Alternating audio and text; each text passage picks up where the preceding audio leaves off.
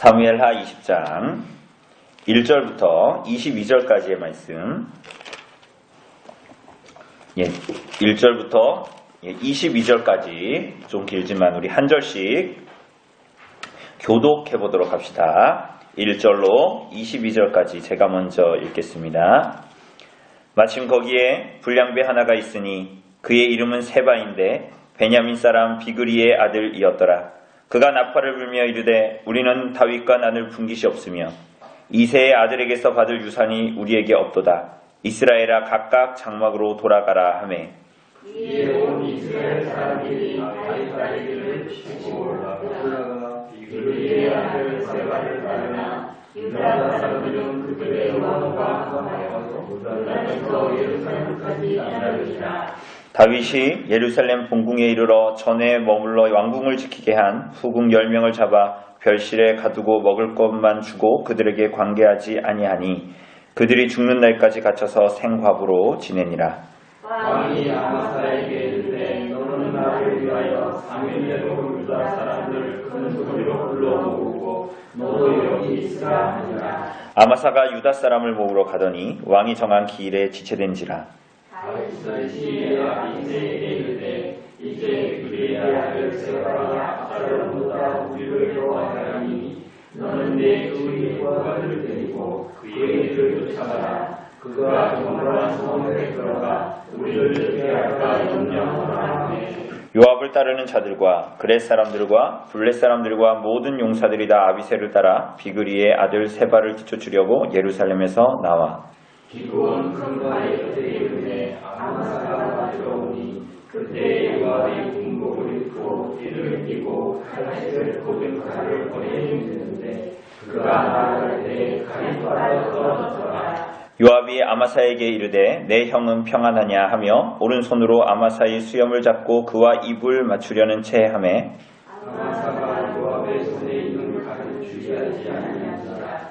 요압이 칼로 그의 배를 찌르매 그의 창자가 땅에 쏟아지니 그를 다시 치지 아니하고 죽이니라. 요압과 그의 동생 아비새가 비그리의 아들 세바를 뒤쫓으세 요압의 청년 중 하나가 아마사 곁에 서서 이르되 요압을 좋아하는 자가 누구이며 요압을 따라 다윗을 위하는 자는 누구냐 하니 아마사가 길 가운데 피 속에 놓여 있느니라. 그 청년이 모든 백성이 서 있는 것을 보고 아마사를 큰 길에 더 앞으로 옮겼으나 거기에 있는 자도 다 멈추어 그것을 보고 옷을 그에게 벗느니라. 아마사를 큰 길에서 옮겨가매 사람들이 다 요압을 따라 비그리의 아들 세바를 뒤쫓아 가니라. 세바가 이스라엘 모든 지파 가운데 두루 다니서 아벨과 베나와 대리모 땅에 이르니 그 누구도 하나도 그를 따르더라. 이에 그들이 벤마가 아벨로 가서 세바를 애우고 그 성읍을 향한 지역 언덕 위에 토성을 쌓고 요압과 함께한 모든 백성이 성벽을 쳐서 헐고자 하더니 그 성읍에서 지혜로운 여인 한 사람이 외치되 들을지어다 들을지어다 청하건대 너희는 요압에게 이르기를 이리로 가까이 오라 내가 네게 바라며 하나가 한다. 요압이 그 여인에게 가까이 가니 여인이 이르되 당신이 요압이니까 하니 대답하되 그러하다 하니라. 여인이 그에게 이르되 여중의 말을 들으소서 하니 대답하되 내가 들으리라 하니라. 여인이 말하였는데 옛사람들이 흥이 말하기를 아벨에게 가서 물을 젖어하고 그를 건네었나이다. 나는 이스라엘의 화평하고 충성된 자 중 하나이거늘 당신이 이스라엘 가운데 어머니 같은 성을 멸하고자 하시는도다. 어찌하여 당신이 여호와의 기업을 삼키고자 하시나이까 하니 요압이 대답하였는데 결단코 그렇지 아니하다. 결단코 그렇지 아니하다. 삼키거나 멸하거나 하니 그 일이 그러한 것이 아니니라. 에브라임 산지 사람 비그리의 아들 그의 이름을 세바라 하는 자가 손을 들어 왕 다윗을 대적하였나니 너희가 그만 내주면 내가 이 성벽에서 떠나가리라 하니라. 여인이 요압에게 이르되 그의 머리를 성벽에서 당신에게 내어 던지리이다 하고 가치겠습니다. 이에 여인이 그의 지혜를 가지고 모든 백성에게 나아가매 그들이 비그리의 아들 세바의 머리를 베어 요압에게 던진지라. 이에 요압이 나팔을 불매 무리가 흩어져 성읍에서 물러나 각기 장막으로 돌아가고 요압은 예루살렘으로 돌아와 왕에게 나아가니라. 아멘. 오늘은 사무엘하 20장입니다. 우리가 지금까지의 내용들, 특별히 이제 아들 압살롬이 일어나서 이제 대적했고, 하나님께서 놀랍게도 역사하셔서 이 압살롬을 물리치고, 그리고 그 가운데에서 이 다윗을 도와준 사람들, 뭐 그런 내용들을 우리가 지난번에 이제 봤고요. 그래서 이제 예루살렘으로 이제 들어가게 되는데, 우리가 지난번에 본 대로 사실은 다윗이 압살롬이 죽고 나서 다윗이 다시 돌아와야 하지 않겠냐라고 얘기한 것은 사실은 다윗이 속한 유다 지파가 아니라 다른 10지파들이 먼저 사실은 이야기를 꺼냈습니다. 그죠? 그런데 일이 진행되는 것을 보면 유다 지파가 오히려 다윗을 초청해서 다윗을 예루살렘으로 이제 데리고 오는 뭐 그런 일들이 이제 벌어졌죠. 그러니 이제 10지파는 거기에 대해서 이제 불만을 가졌습니다. 그러니까 너네가 왜 너희가 굳이 이 다윗을 데리고 와서 너희가 어떤 우위를 점하려고 하나, 니네 지파가 뭐 이런 얘기를 이제 하는 것입니다. 그러자 어떤 일이 벌어졌어요? 우리가 지난번에 본 19장 43절 보면 이스라엘 사람이 유다 사람들에게 유다 지파에게 대답하여 이르되 우리는 왕에 대하여 열몫을 가졌으니 다윗에게 대하여 너희보다 더욱 관계가 있다. 그러니까 다수결로 하면 당연히 10지파 너네는 다윗이 유다 지파에서 나왔다고 하지만 사실은 저 사람은 이스라엘 왕이니 우리가 나머지가 10지파니까 우리가 더 많은 권한을 가졌는데 왜 너네가 앞장서서 그렇게 하냐 이런 얘기입니다. 그래서 더욱 관계가 있거늘 너희가 어찌 우리를 멸시하여 우리 왕을 모셔오는 일에 먼저 우리와 의논하지 않았냐, 너네 마음대로 했냐, 뭐 이런 얘기를 하는 거예요. 그러니까 유다 사람의 말이 그렇게 얘기했지만 유다 사람들의 말이, 유다 지파 사람들의 말이 이스라엘 다른 10지파들의 말보다 더 강경하였다. 그 말을 이겼다. 뭐 이런 얘기를 이제 했습니다. 그러니까 쉽게 얘기하면 이 10지파가 불만이 있었던 거예요. 이 유다 지파나 이 다윗 왕가에 대한 불만을 가지고 이제 있었고, 그러니 당연히 우리가 지난번에 본 대로 압살롬을 모든 지파들이 따랐던 것이죠. 오늘 본문을 보면 그래서 이와 연장선상에서 반역이 일어납니다. 이 10지파의 불만에 대해서 그걸 등을 얻고 이제 반역을 일으키는 사람이 나타납니다. 그 사람이 누굽니까? 예, 세바입니다. 세바인데요. 우리 한번 1번 우리 허집사님 읽어주실래요? 1번 문제 1번. 베냐민 사람 비그리의 아들 세바라는 사람이 일으킨 반역은 누구를 향한 것인가? 자, 누구를 향한 것인가? 이 세바가 우선 반역을 일으켰습니다. 그런데 1절에 보니까 세바에 관한 설명이 나옵니다. 우선은 이 사람이 어느 지파입니까? 베냐민 지파입니다. 사울 집안입니다. 사울 집안. 그래도 베냐민 지파인데 특별히 이 사람에 대해서 첫 번째로 나오는 설명은 뭐죠? 불량배다. 이 사람이 불량배랍니다. 불량배. 이게 불량배라는 단어가 사무엘에서 어디 나왔습니까? 여러분 혹시 기억력 좋으신 분들은 기억하실 수도 있습니다. 불량배. 어떤 사람들 보고 누구 보고 불량배다 이랬습니다. 아주 명시적으로 한 군데 말한 데가 있어요. 물론 사울을 반대했던 사람, 그 사람들도 불량배라는 말을 썼고요. 그거보다는 사무엘서에 보면 이름 되게 특이한 사람이 있었습니다. 남자. 누굽니까? 나중에 다윗의 와이프가 된 아비가일의 사실은 남편 누구죠? 그렇죠. 나발이죠. 나발. 그죠? 나발. 그 나발이 어떤 사람이다? 불량한 자다. 뭐 이렇게 얘기하거든요. 그런데 여기서 이 불량배라는 말을 직역하면 무가치한 사람, 무가치한 자 이런 뜻입니다. 여러분 왜 무가치한 자, 왜 이 사람을 보고 불량배라 그럴까요? 이 행실이 별로 안 좋았을까요? 이 사람이? 그런데 사람들이 지금 불량배인데 우리가 일반적으로 누군가 사람을 따르려면 껄렁껄렁한 불량배 같은 사람을 따릅니까? 아니면 좀 점잖고 좀 뭔가 권위 있고 이런 사람을 따릅니까? 전자입니까? 후자입니까? 흔히 우리가 사람을 따르면 후자를 따르지 않습니까? 껄렁껄렁한 사람 누가 따르겠어요? 불량배. 그런데 여기에서 말하는 이 불량배는 그냥 껄렁껄렁한 사람을 얘기하는 것이 아니라 이 사무엘서에서 불량배라고 말하는 것은 이 하나님께서 세우신 다윗의 왕권에 대해서 반역하고 반항하는 사람을 얘기할 때 불량배라고 얘기하는 것입니다. 그러니까 하나님의 나라의 왕권을 거부하는 거잖아요. 쉽게 얘기하면 다윗이 다수결 선거로 해서 다윗이 뽑혔습니까? 왕으로? 그렇습니까? 여러분 다윗이 어떻게 왕이 됐어요? 투표해가지고 문재인 대통령 뽑은 것처럼 그렇게 투표했습니까? 이스라엘 지파들이? 아니죠. 어떻게 했죠? 하나님께서 사무엘을 통해서 그 사람을 선택했고 그리고 다윗에게 기름 부어서 그가 왕이 된 것입니다. 그죠? 그러니까 이 하나님의 나라는 누구에게 주권이 있는 것이에요? 하나님께 주권이 있는 것입니다. 다윗에게 주권이 있는 것이 아니죠? 다윗이 주권이 있는 것처럼 해가지고 지금 이 사단들이 벌어지는 거잖아요. 지금. 그죠? 우리아의 아내를 취하고 마치 이 왕국이 자기의 나라인 것처럼 이 백성들이 자기의 백성인 것처럼 이렇게 했기 때문에 이런 사단들이 지금 벌어지지 않습니까? 그러니까 여기서 이 세바를 이야기할 때 불량배라고 얘기할 때는 하나님이 세운 다윗의 왕권, 하나님이 세우신 이스라엘 나라의 이 권위에 대해서 도전한다라는 의미로 이 불량배다라고 얘기합니다. 그죠? 이게 껄렁껄렁한 사람이라는 얘기는 아닙니다. 그런데 이 사람에 대해서 이 사람이 하는 말이 뭡니까? 그가 나팔을 불며 이르되 뭐라 그래요? 우리는 누구와? 다윗과 나눌 분깃이 없고 또 누구라 그래요? 이새의 아들에게서 받을 유산이 없다. 그러니까 이 다윗한테서 분깃이나 이스라엘의 기업으로 얻을 것이 없다. 이런 얘기를 하는데 여기서 특징적으로 말하는 다윗을 지칭하는 단어가 있어요. 그게 뭡니까? 이새의 아들입니다. 그 이새의 아들이 이새는 다윗의 아버지잖아요. 그런데 이 세바가 이렇게 이새의 아들이라고 얘기하는 그 이면에는 뭘 얘기하고 있냐면 네가 뭐가 잘났는데 너는 그냥 유다 지파에 속한 이새라는 사람의 아들일 뿐이지 우리 지파에도 사람들이 다 있고 아들들을 둔 사람들이 다 있고 족장들이 다 있다 이런 얘기를 하는 것입니다. 그러니까 왕으로 인정하지 않는 거예요. 이스라엘의 한 지파의 두령으로만 생각하고 있는 것입니다. 말하고 있는 것이에요. 그러니까 여러분 이 세바의 반역은 우리가 제목에 세바의 반역 이렇게 제목이 써져 있지만 사실은 이것은 다윗에 대한 반역이라기보다는 궁극적으로는 누구에 대한 도전이에요?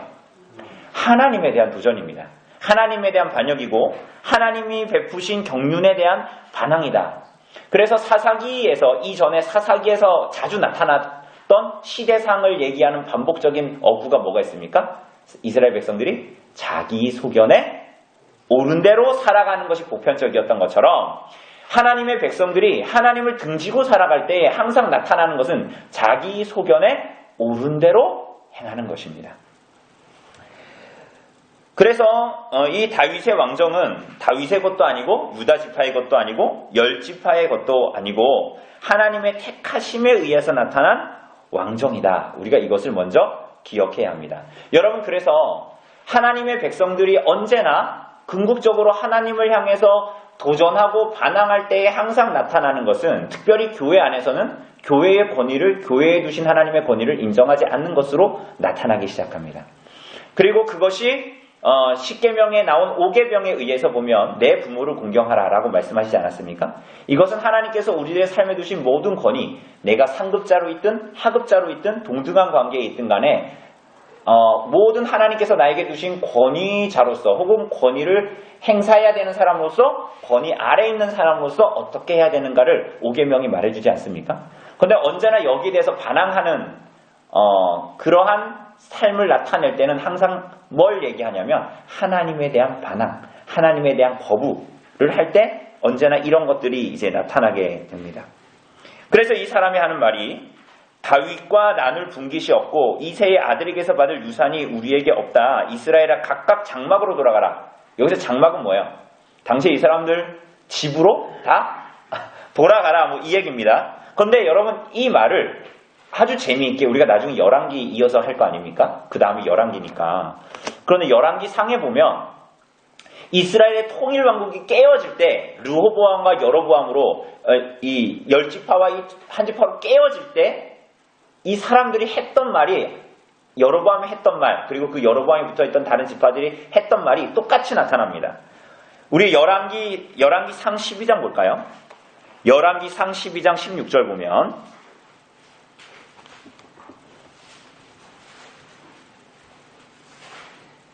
열왕기상 12장 16절 네, 535쪽에 있는 열왕기상 12장 16절 보면 우리 같이 읽어봅시다. 시작. 온 이스라엘이 자기들의 말을 왕이 듣지 아니함을 보고 왕에게 대답하여 이르되 우리가 다윗과 무슨 관계가 있느냐? 이새의 아들에게서 받을 유산이 없도다. 이스라엘아 너희의 장막으로 돌아가라. 다윗이여 이제 너는 네 집이나 돌아보라 하고 이스라엘이 그 장막으로 돌아가니라. 이렇게 얘기합니다. 그러니까 언제나 하나님과 하나님에 대한 불신앙, 하나님의 말씀에 대한 불순종은 언제나 하나님께서 두신 권위에 대한 도전으로, 하나님의 두신 권위를 두신 경륜에 대한 도전으로 이렇게 나타나게 됩니다. 그래서 이 일은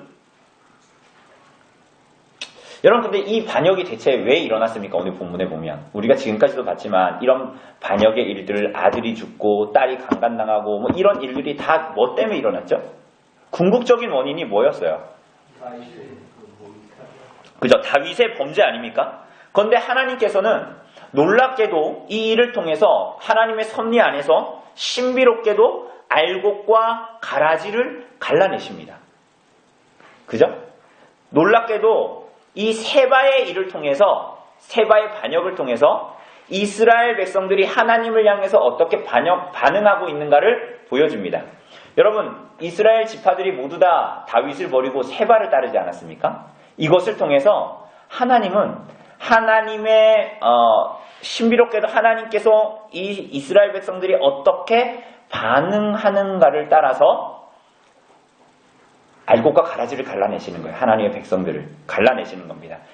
비유하자면 이런 겁니다. 요즘에 아주 TV만 틀면 그리고 시끄럽게 나오는 그 명성교회 김성환 목사 세습, 그런 일들을 우리가 신방할 때도 이런 얘기를 했지만, 그런 뉴스들이 나오면 사람들이 뭐라 그럽니까? 그 뉴스를 보고 교회 다니는 사람들을 어떻게 합니까? 욕하고 조롱하고 막 그렇게 하죠. 그렇죠?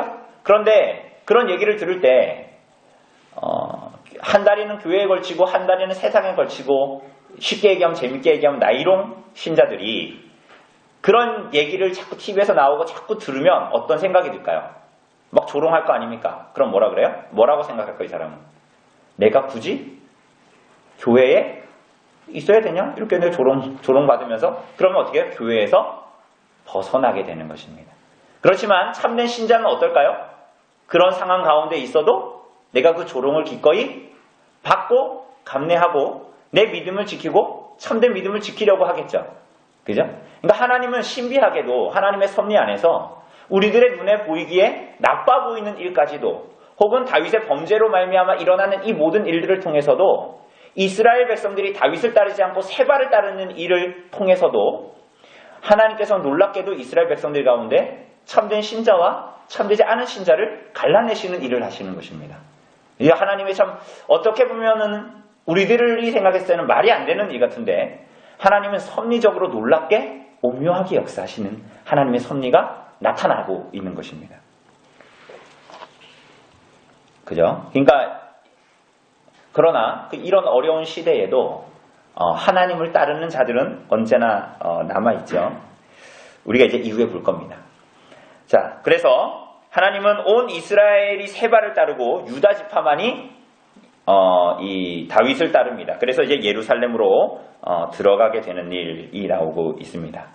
자, 우리 2번 우리 승리 형제 한번 읽어주실래요? 4절부터 나타나는 요압과 아마사의 사건은 하나님과 반역에 대한 징벌에 대해서 무엇을 말할까? 자, 그래서 이제 이 일들이 일어나고 다윗이 예루살렘으로 들어왔는데 반역이 일어나지 않습니까?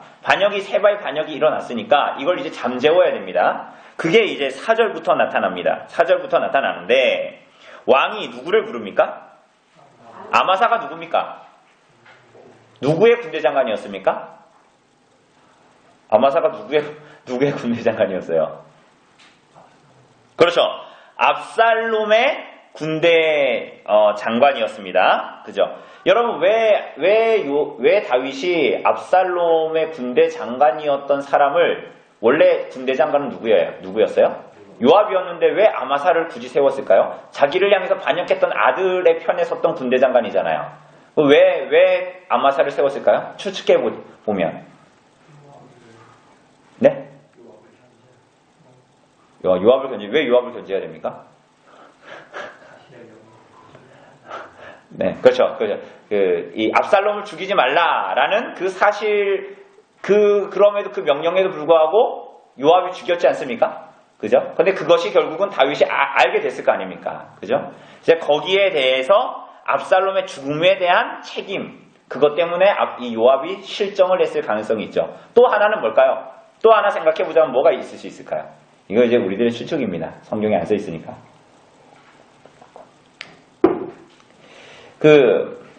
이제 다윗은 온 이스라엘 통일 왕국의 왕이잖아요. 그죠?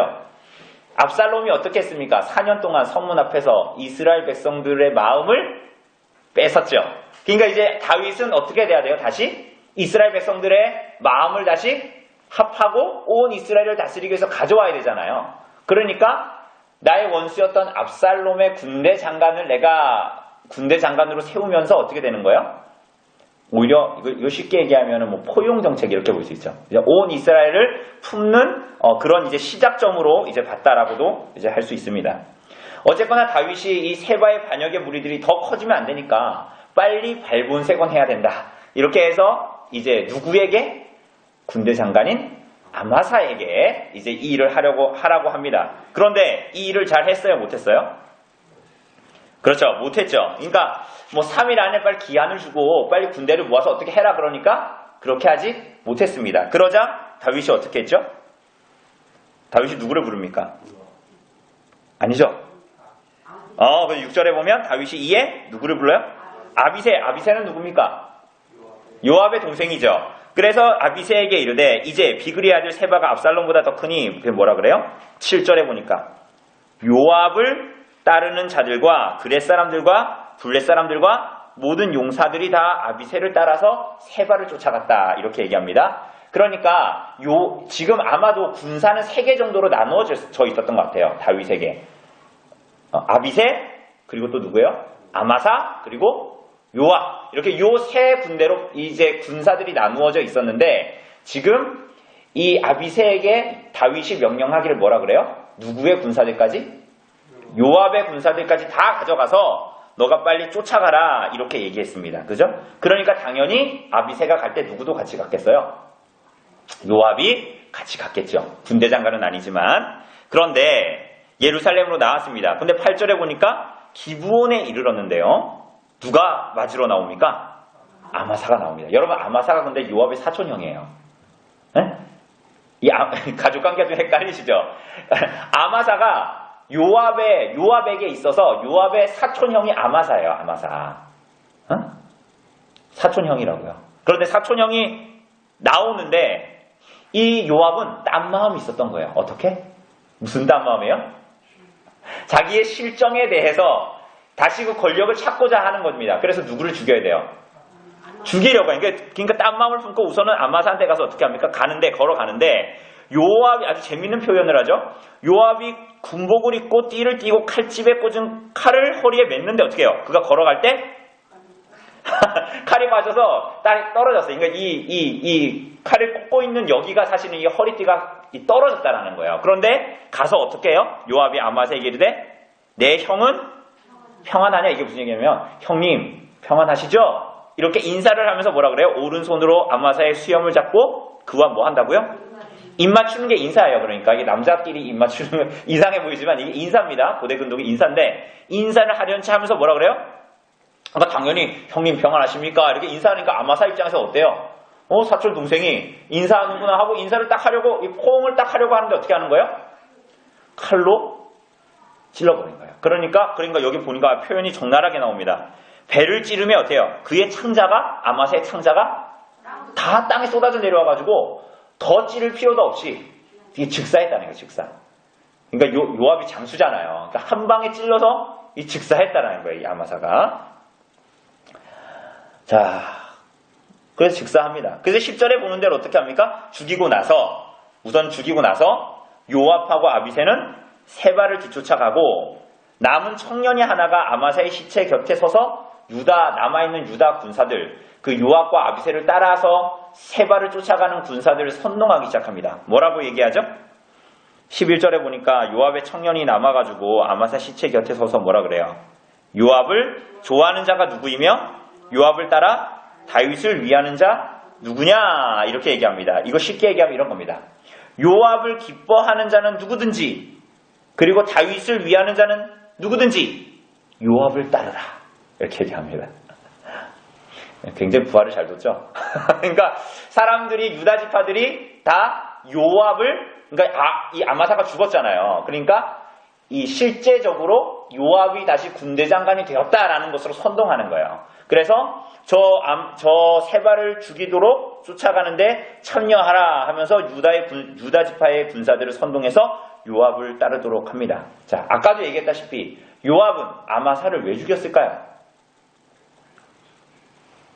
네, 그죠? 자기 권력을 다시 되찾고자 함이었습니다. 그런데 여러분 잘 생각해보면 처음에 다윗이, 여러분 기억나세요? 다윗이 아마사를 받아들일 때 그 앞에 19장 13절 보면 뭐라 그럽니까? 19장 13절 보면 같이 읽어볼까요? 19장 13절 시작. 너희는 또 아마사에게 이르기를 너는 내 고륙이 아니냐? 네가 요압을 이어서 항상 내 앞에서 지휘관이 되지 아니하면 하나님이 내게 벌 위에 벌을 내리시기를 바라노라 하셨다 하라 하여. 이게 무슨 얘기예요? 아마사, 내가 널 죽이지 않겠다. 그런데 누구의 이름으로 지금 맹세했어요? 하나님 이름으로 맹세했는데 요압은 그딴 거 다 필요 없어요. 자기 유익과 자기 이익만 걸려 있으면 하나님과 교회가 아무 상관없이 그냥 없애버리는 거예요. 그죠? 그런데 이 일은, 이렇게 아마사가 죽은 이 일은, 여러분 아마사가 그럼 죽은 일이 잘된 일입니까? 못된 일입니까? 여러분이 생각에 이 사무엘서를 보면서 지금 아마사가 죽었잖아요, 요압한테. 근데 아마사가 죽은 일이 뭐 잘된 일입니까? 잘 못된 일이라고 생각하십니까? 어떠세요?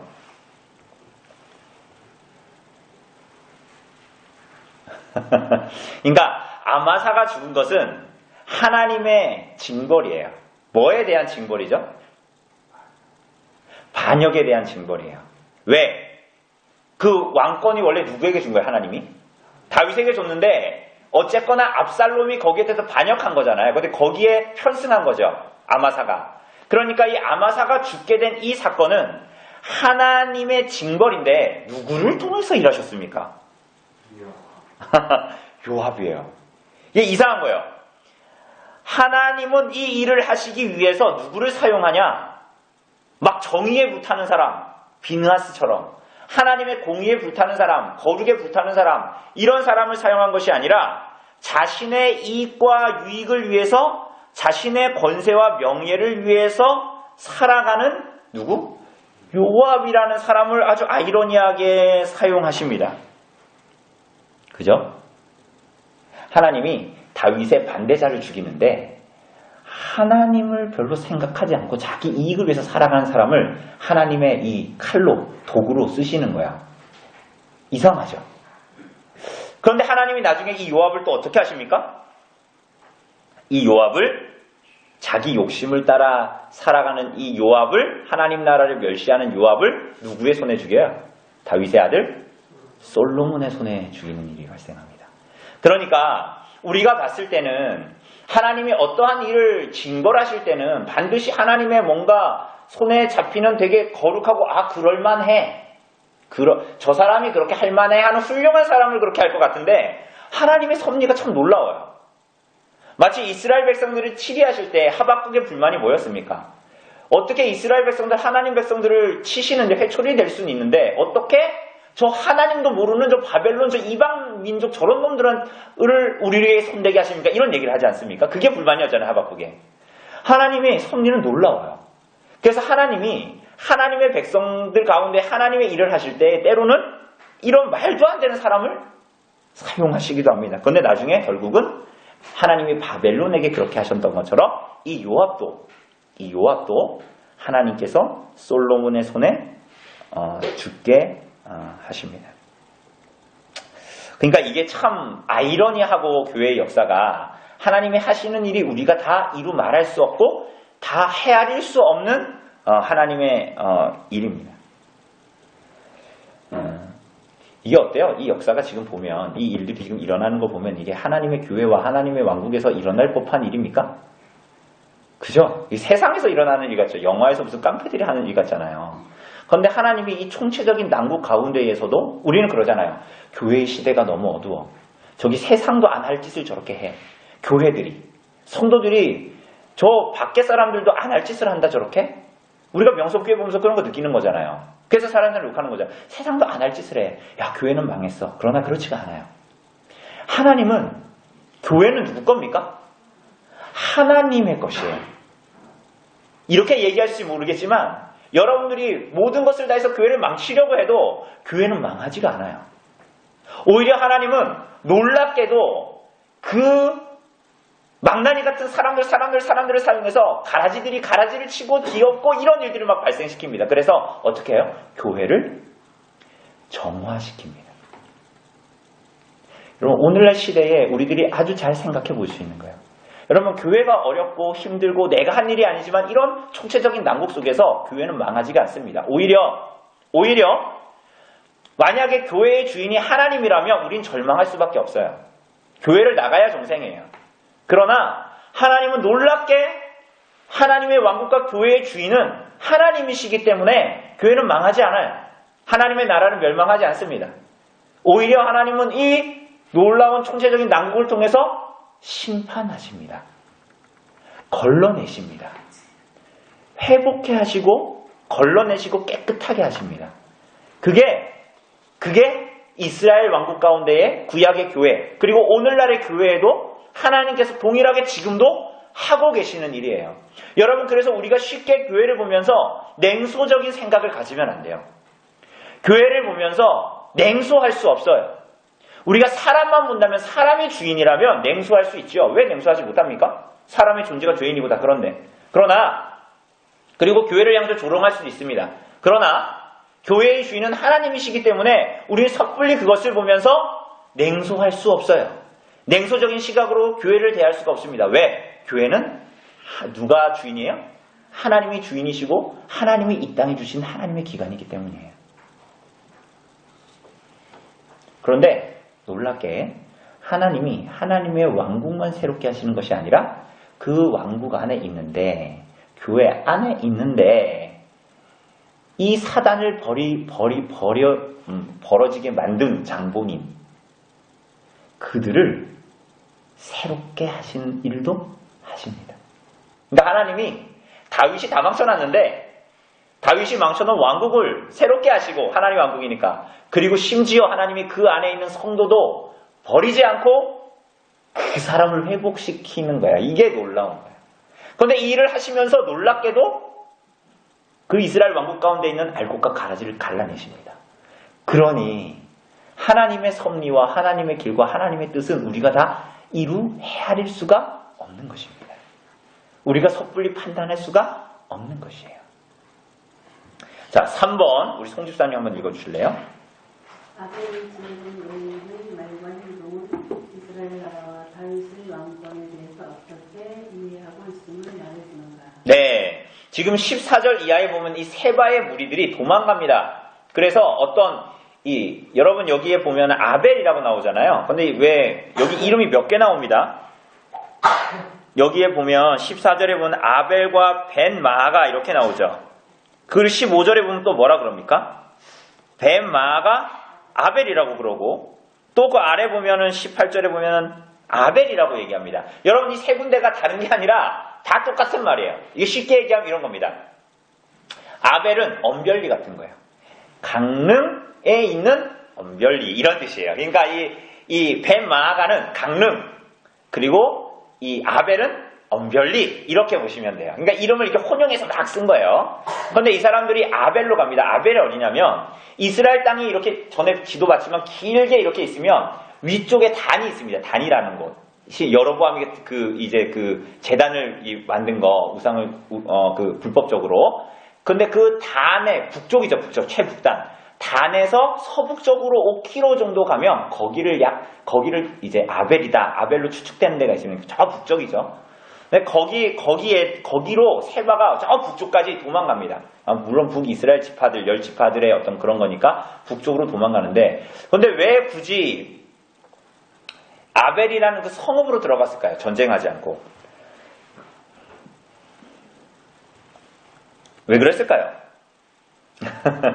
여기가 우선은 이 난공불락의 이 천연 요새 같은, 그래서 누가 쉽게 쳐들어올 수 없는 그런 곳이었다고 합니다. 근데 어쨌거나 자기의 세력이 이 요압이나 이 군대를 맞서서 전쟁하기 힘드니까 성으로 들어가서 문을 딱 걸어 잠근 거예요.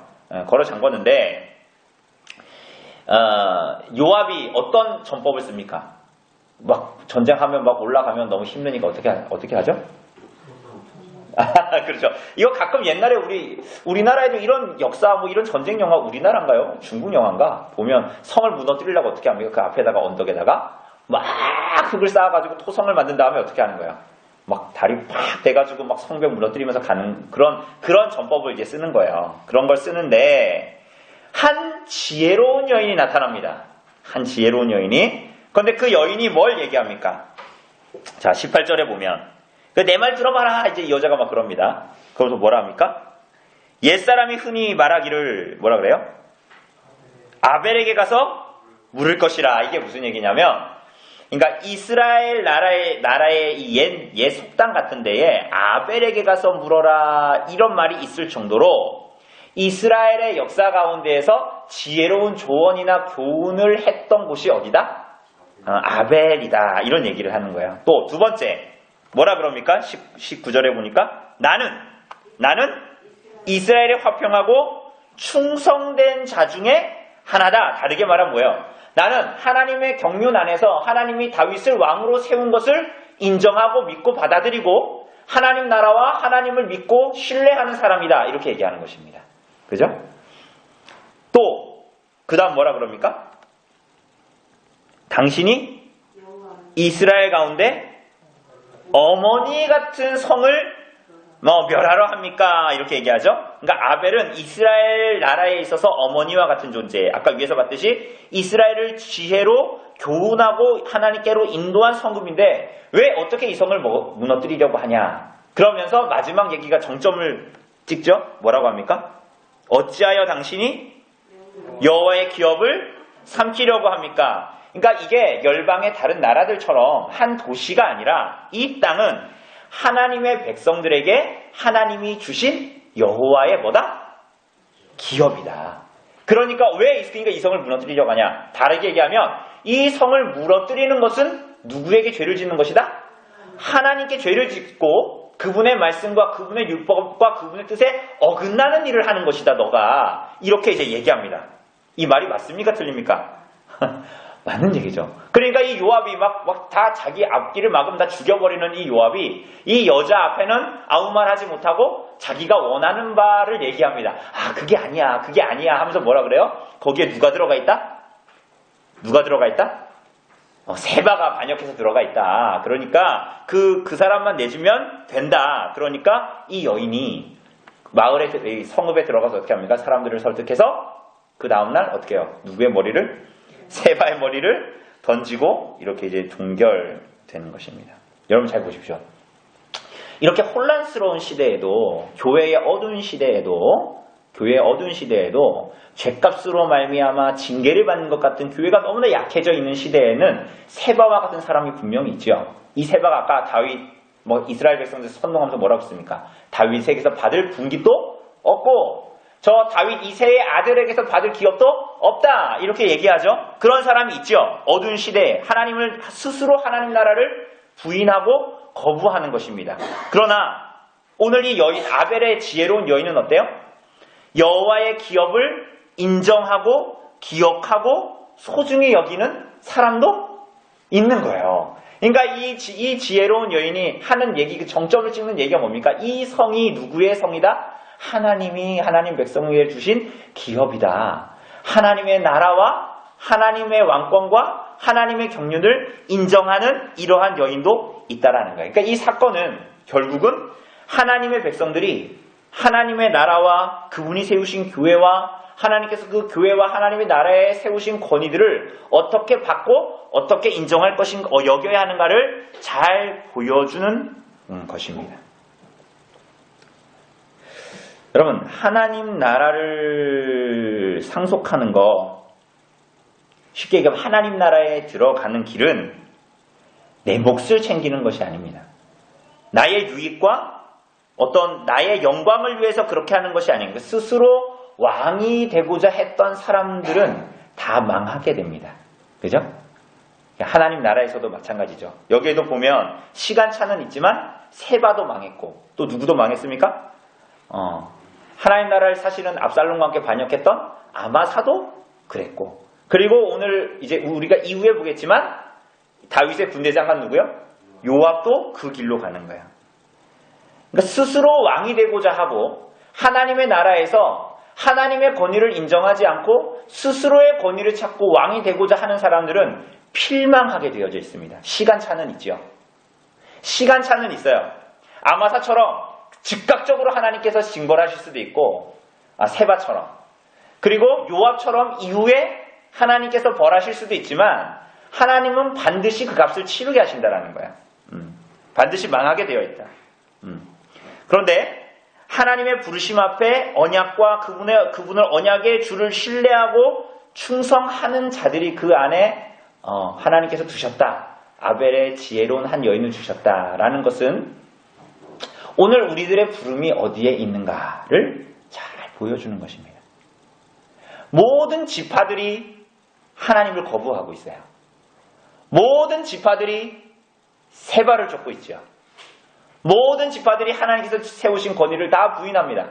교회를 부인하고 모든 하나님께 속한 것들을 부인합니다. 그죠?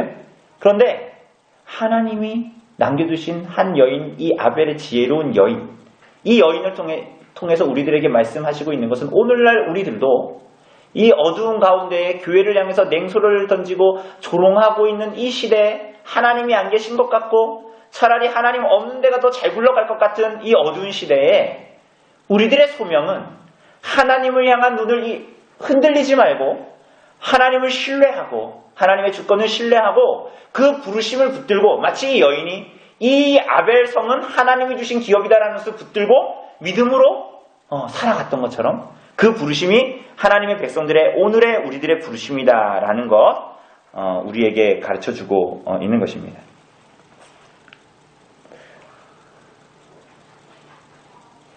그래서 이 일들이 일어나고 있는 것 결국은 다윗의 죄 아닙니까? 사실은 모든 궁극적인 이유가 이 다윗 죄로 인해서 징계 가운데 있는 자들에게도 말씀하시기를 이 여인과 같이 그분의 언약을 기억하고 신뢰하는 것이 이 다윗 왕과의 비극을 회복하는 길이다라는 것을 다윗에게도 오늘 우리들에게도 알려주는 것이에요. 죄로 인해서 어두운 시대를 지나가고 징계를 당하고 있는 우리들이 해야 할 일은 요압처럼 아마사를 찔러 죽여서 회복되는 게 아니라 이 여인과 같이 하나님을 향한 믿음을 잃지 않고 그 언약 가운데 신실하게 부르신 가운데 응답하며 살아가는 것이 오히려 회복의 길로 나아가는 참된 길이다라는 것을 다윗에게 그리고 오늘 우리들에게도 말씀하고 있는 것입니다. 자, 우리 4번 한번 마지막으로 한번 읽어주실래요? 범죄로 다윗이 겪었던 일들과 다윗 왕권의 회복은 이 땅을 살아가는 교회와 성도들에게 어떤 교훈을 주는가? 자, 여러분 다윗이 범죄한 이후에 겪었던 일들이 뭐죠? 우리 다시 한번 복기해 봅시다. 무슨 일이 있었죠? 우선은 밧세바가 낳은 아이가 죽었죠. 그 다음에 시간이 좀 흘러서 어떻게 됩니까? 그렇죠. 다말이 강간당하죠. 암논에게. 그리고 나중에 그 다말의 오빠인 압살롬이 누굴 죽입니까? 암논을 죽여버리고, 그리고 나중에 결국은 압살롬은 반역을 일으키고 이 아버지 다윗의 첩들을 취하고, 그리고 어떻게 됩니까? 압살롬은 결국은 요압의 손에 죽게 되죠. 이 모든 일들이 벌어졌습니다. 그리고 어때요? 이스라엘 백성들의 마음은 다 어떻게 됐습니까? 다 뿔뿔이 흩어졌고, 부하들은 서로 어떻게 돼요? 반역하고 죽이고 막 이런 일들을 하게 됩니다. 여러분, 이게 다윗이 죽을 때까지 회복이 될까요? 안 될까요? 여러분, 이런 일들을 여러분들이 만약에 겪었다고 해봅시다. 만약에, 역사는 반복될 수 없지만 만약에 그런 일을 겪었다고 해봅시다. 그럼 여러분들의 마음이 죽을 때까지 마음이 어떨까요? 옛날 일이니까 그냥 사라질까요? 상처와 한으로 남겠죠. 이런 걸 무슨 한이라 그럽니까? 이 천추의 한으로 남겠죠. 그런데 하나님이 놀랍게도 다윗의 왕가를 어쨌거나 이 일들을 통해서 회복시키십니다. 그리고 다윗을 회복시키십니다. 어떻게 나타나냐면 23절부터 우리가 읽지 않았지만 여러분들 성경책에는 제목이 뭐라고 되어 있습니까? 다윗의 관리들이라고 되어 있잖아요. 요압은 이스라엘 군대 지휘관이 되고 여호와에 대하여 분하여하는 그리고 지휘관이 되고 감력관이 되고 사관이 되고 서기관이 되고 제사장이 되고 다윗의 대신이 되고 막 이런 얘기를 하잖아요. 그러니까 이 이스라엘 나라의 그러니까 한마디로 이 뭐라 그럽니까? 이 다스리는 기관들이 정상화가 되었다라는 것을 말해주거든요. 그런데 이게 어디에 나오냐면 8장 봅시다. 8장 앞으로 좀 가서 8장.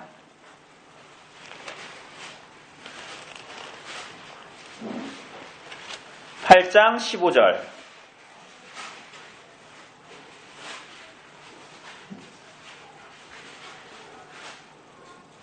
네, 거기 보니까 어떻게 해요? 다윗이 온 이스라엘 다스려 다윗이 모든 백성에게 공의와 정의를 행할세. 그러면서 그 아래 또 다윗의 관리들이 쭉 나오는 것을 우리는 보게 됩니다. 이게 다윗 언약 이후에 나타나는 거거든요. 범죄하기 전에. 그러니까 회복됐다라는 것을 거의 동일한 명단을 보여주는 거예요. 명부를. 그러니까 이건 왜 굳이 이거를 명부를 생뚱맞게 갑자기 이 얘기를 했을까?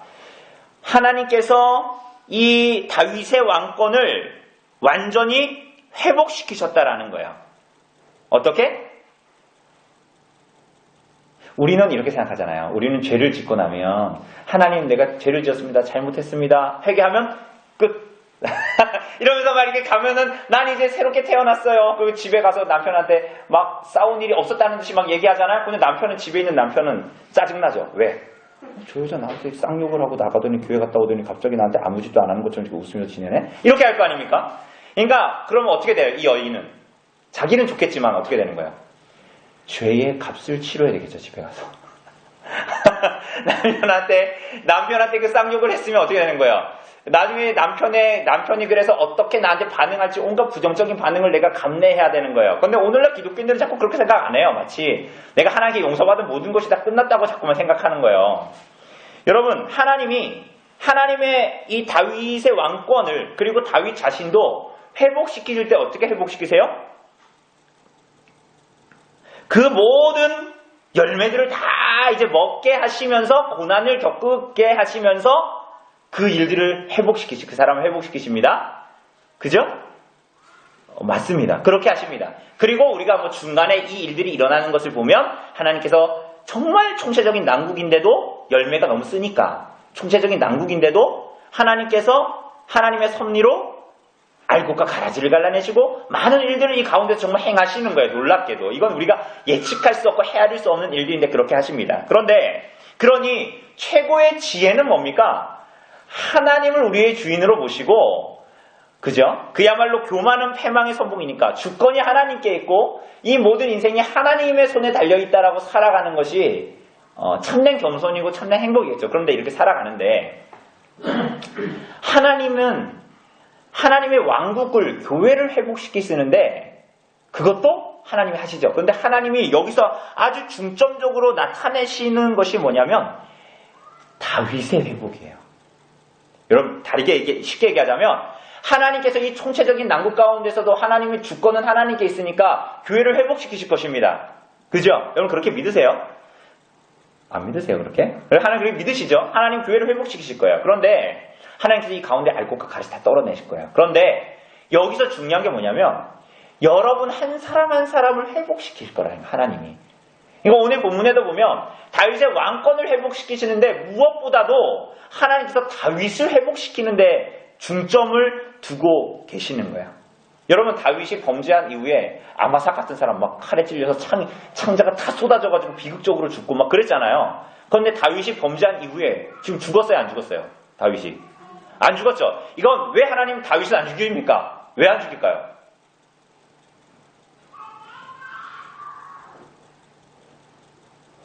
어떤 사람은 죄 지었는데 바로 하나님께 치서가지고 죽었는데 여러분과 저 같은 사람은 죄를 지었는데도 하나님께서 참아보시고 하나님께서 용서하시고 회복할 기회를 주시고 왜 그럴까요?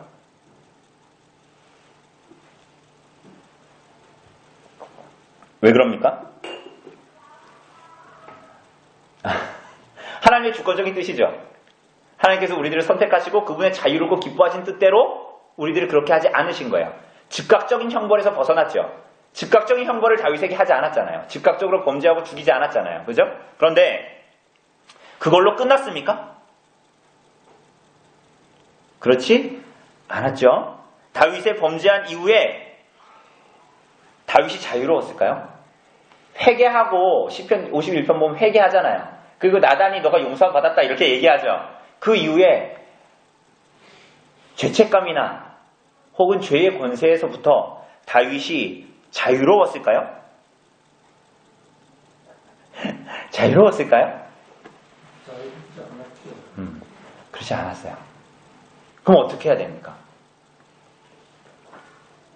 하나님이 여러분과 저에게 죄에 대한 열매를 먹게 하는 것은 내 못했으니까 회초리 나가잖아 이게 아니에요.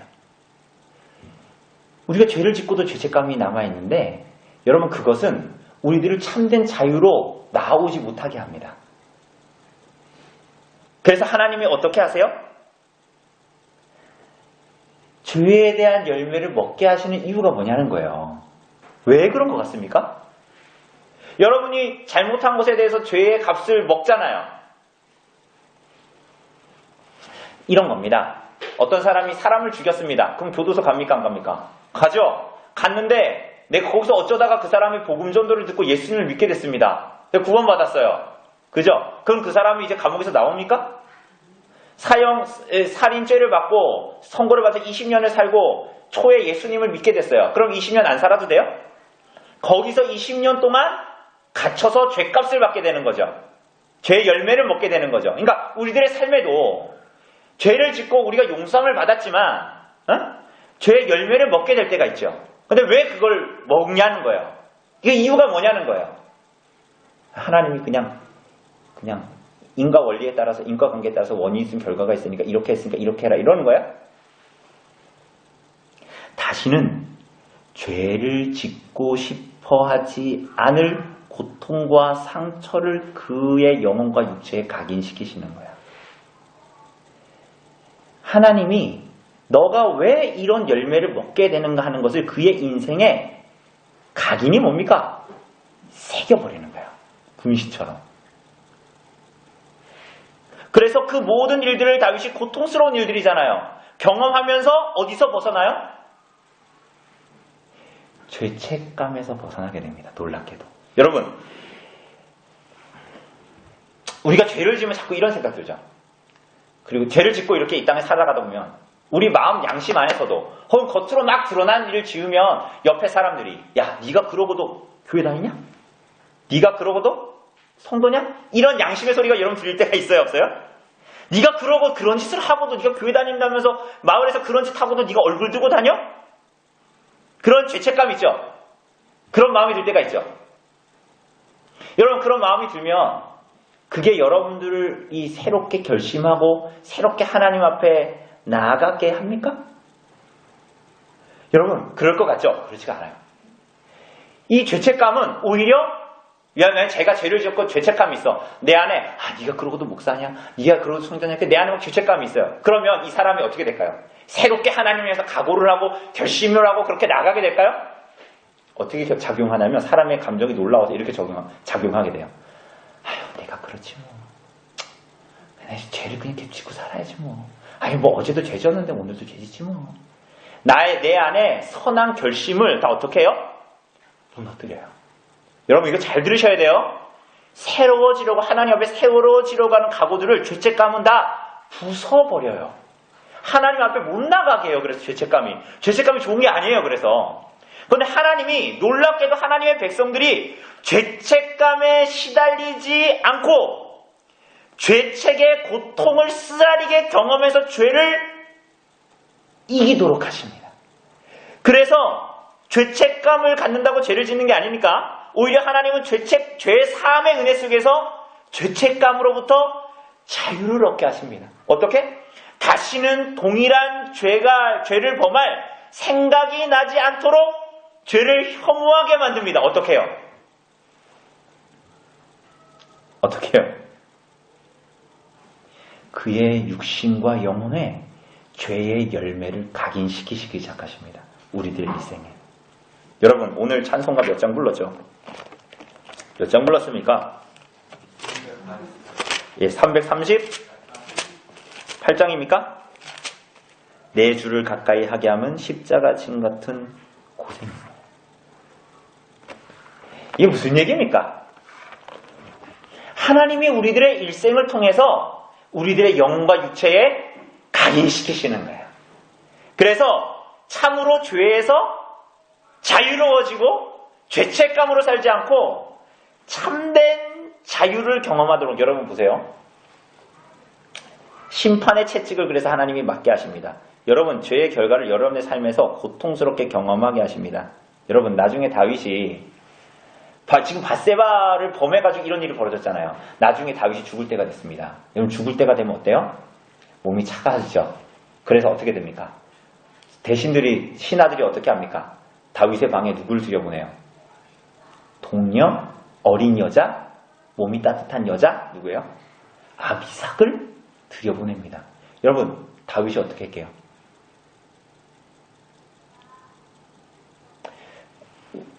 이번 주에 우리 집에 이렇게 아이들이 있어가지고 나라에서 뭐가 날라옵니다. 우편 그게 날라와요. 성범죄자가 주변에 있으니까 출소했으니까 조심하십시오. 뭐 이런 거 오거든요. 그 사진하고 같이 와요. 저 신국 쪽에 사는 사람인데 나이가 78세예요. 남자인데. 그런데 74세 때 22살짜리 여자애를 버스에서 성추행해가지고 감옥에 들어가서 2년 반 있다가 나왔대요. 근데 지금 78세예요. 사진을 찍었는데 병상에 누워있는 거 이렇게 이제 찍혀 있어요. 여러분, 다윗이 죽을 때가 가까워왔는데 몸이 차가워지니까 따뜻한 여인 아비삭을 보냈는데 어떻게 했을까요?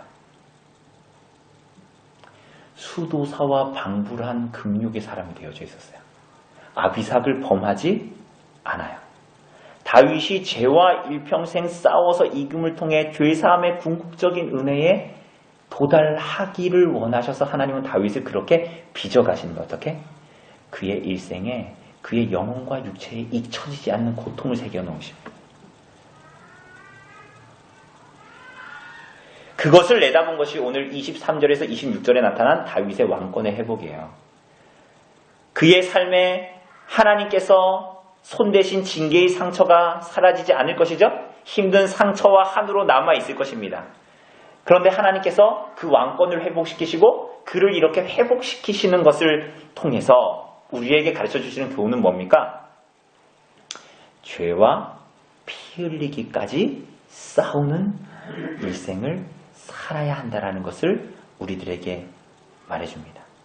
예수 그리스도의 죄사함의 은혜가 아무리 풍성해도 그 풍성한 죄사함의 은혜를 궁극적으로 누리기 위해서는 고난과 징계를 거쳐 가야 합니다. 동일한 죄를 반복해서 짓지 않을 만큼 우리가 참으로 자유로운 삶을 살도록 우리들의 인생에 고난을 새겨 넣으십니다. 그리고 그 모든 고난들은 우리를 죄로부터 벗어나는 참된 자유로 이끄시는 거예요.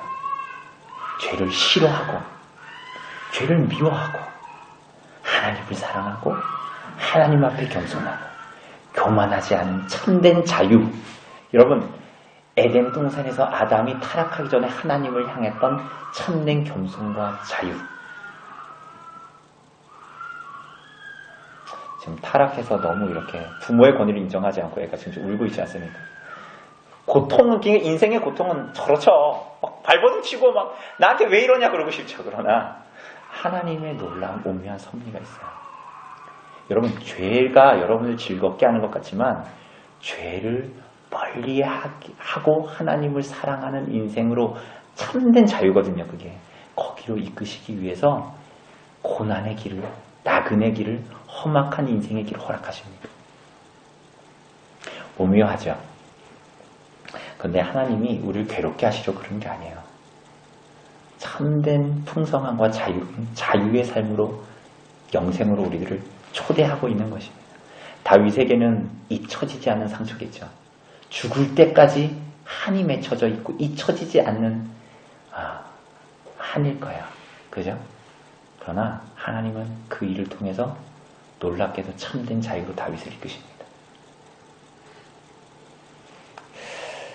오늘 본문은 다윗의 왕권과 다윗의 일생을 통해서 이것들을 이야기합니다. 그래서 교회의 주인이 하나님이신 동시에 여러분의 주인도 하나님이십니다. 그죠? 그것을 여러분 꼭 기억하셔야 돼요. 여러분의 지은 죄로 삶에 쓴 열매를 먹게 될 것이지, 때로는 먹게 되지만 그것이 끝이 아니라는 거예요. 그래서 우리들은 그 길을 꿋꿋이 걸어가고 하나님의 언약에 있대요. 하나님을 신뢰함으로 하나님께서 주신 것들을 마치 다윗과 같이 다 감내하고 받고, 그러나 신실하신 하나님을 신뢰함으로 하나님께 우리들의 인생을 맡기고 나아가는 것입니다. 참된 자유로 부르셨습니다. 우리가 그것을 알고 죄를 멀리하고 피 흘리기까지 죄와 싸워